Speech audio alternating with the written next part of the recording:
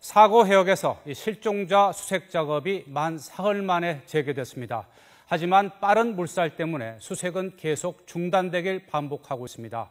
진도 팽목항으로 갑니다. 지환 기자. 네, 진도 팽목항입니다. 네, 사흘 만에 다시 수색 작업이 진행돼서 희생자 1명이 오늘 추가로 수습됐다고요?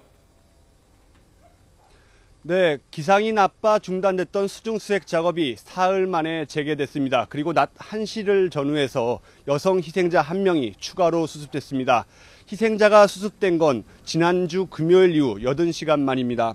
단원고 학생들이 많이 있던 4층 선미 다인실 쪽에서 발견돼 단원고 학생으로 추정되고 있습니다. 현재 신원을 확인해서 가족의 품으로 돌아가기 위해 DNA 검사를 하고 있는데요. 결과는 내일쯤 나올 예정입니다.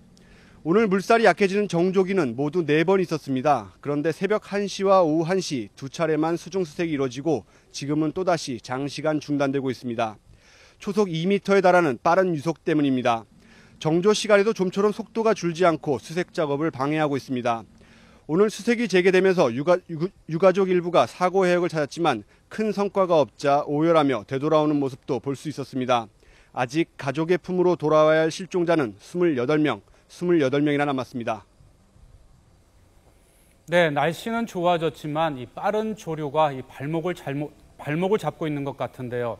그렇다면 앞으로 수색 작업 어떻게 됩니까?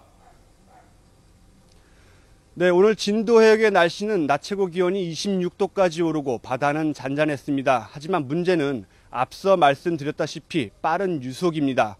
이 대조기, 사리 기간이 다가오면서 물살이 점점 더 빨라지고 있습니다. 내일 모레 15일까지 집중 수색을 하겠다, 정부가 이렇게 밝혔는데요.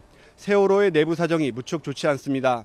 현재 집중 수색 대상은 오늘 희생자가 발견된 4층 선미, 그러니까 배 뒷부분 다인실입니다.